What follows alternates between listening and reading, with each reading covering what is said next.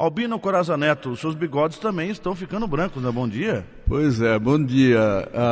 Os 70 anos, né, meu amigo Batista?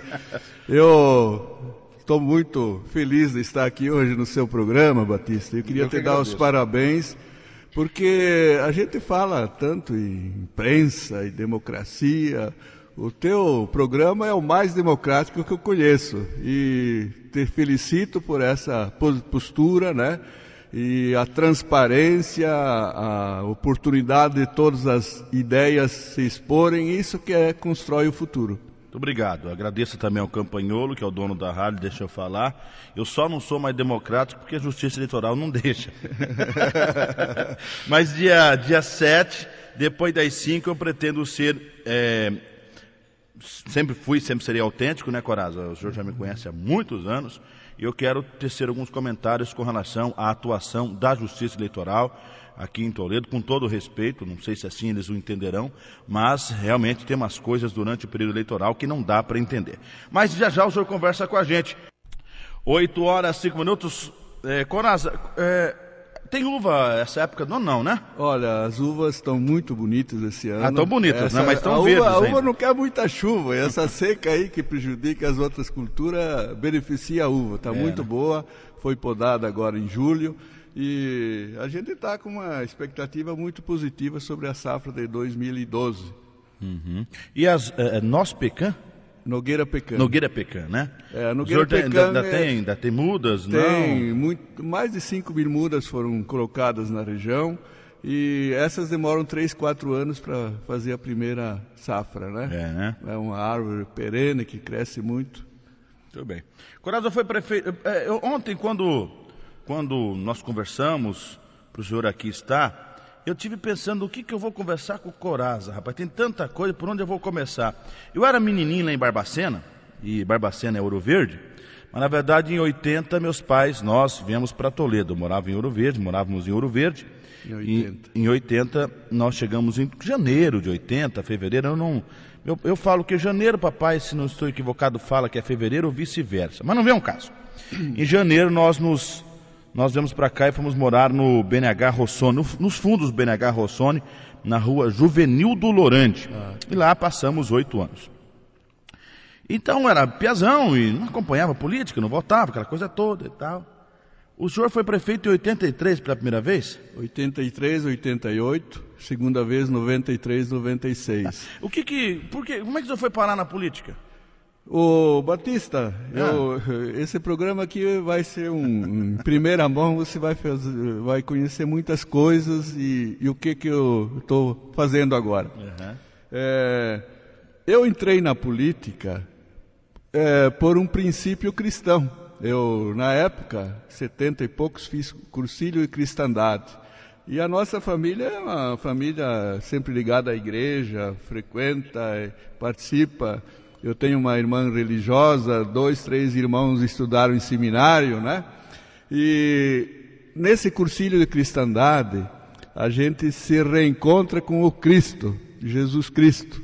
E a gente sabe que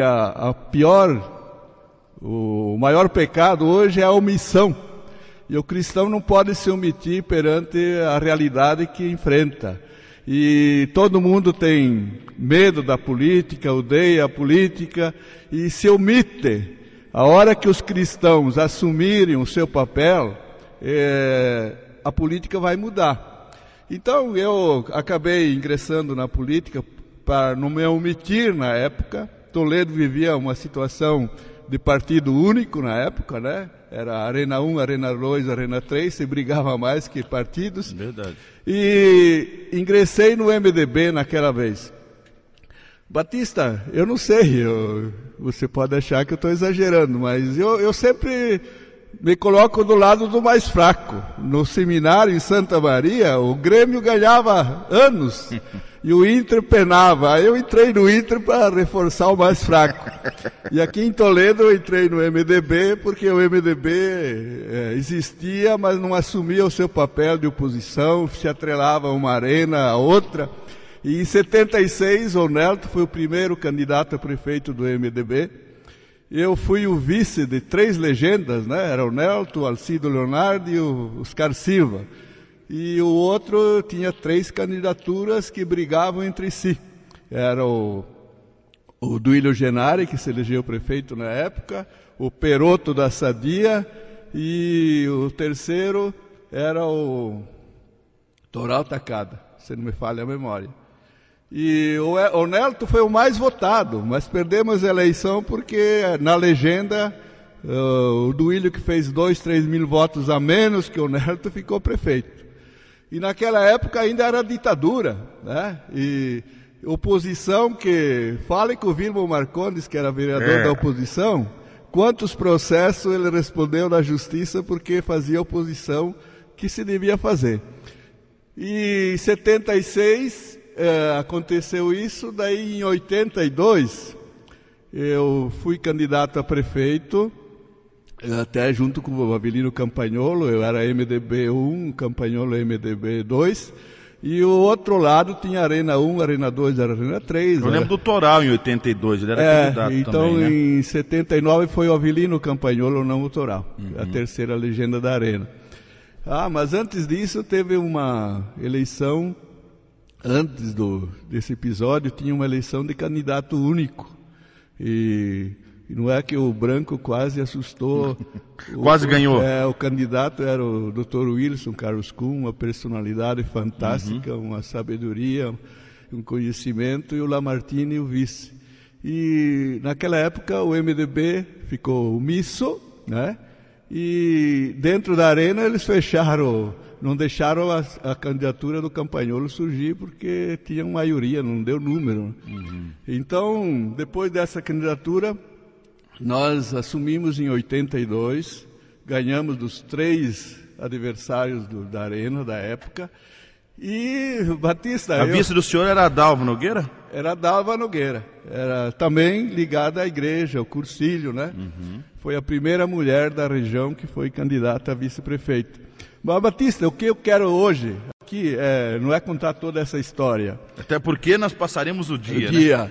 É dizer que é o seguinte, eu sempre prometi escrever um livro de toda essa trajetória, né? E sempre tive uma dificuldade, porque a minha política foi do bem comum, né?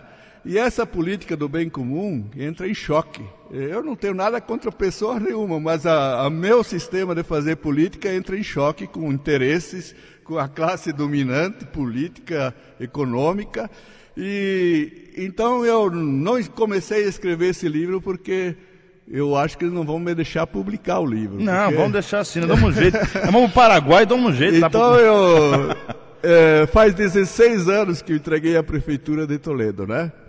A primeira vez, agora se fala, depois de 16 anos, se continua falando do passado, do atraso. Esse pessoal não tem memória, porque esse mesmo grupo que ataca há 16 anos, é a 9ª campanha política que eu entro no debate sem ser candidato. E sinal que o senhor deixou uma história, né? Eu não sei. Então esse pessoal que continua nos atacando, e esse ano eu achei que ia ser uma campanha feliz, porque conversei com os 2 candidatos, os 2 são meus amigos. Diz, olha, eu não vou me envolver, não vou em reunião nenhuma, vou votar quietinho, mas por amor de Deus, 96 já faz 16 anos, vê se o assunto não é de novo. Me esqueçam, né? Me esqueçam, os 2 prometeram e está aí a balbúrdia. Coraz, entre muitas coisas que nós temos que falar aqui, e temos que pontuar, essa entrada do senhor na política, o senhor já explicou o porquê. O senhor foi prefeito em 83, depois o senhor voltou a ser prefeito em 88, o senhor foi deputado. E eu vou mudar um pouco, sair de 83, já ir para a última campanha que o senhor participou. E eu quero tirar uma dúvida olhando nos olhos do senhor, porque eu era meninão, não acompanhava muita política, meu foco no rádio já era mais esportes. E me disseram, sim, eu fiquei com isso, falei, um dia que eu tiver a oportunidade, hoje é um dia maravilhoso para isso, vou perguntar a ele. O senhor teria dito em um comício, na época podia fazer comício na região da Pioneiro, que o senhor não precisava dos ricos para governar. E aí a Sadia se rebelou, a própria classe a bastarda, enfim,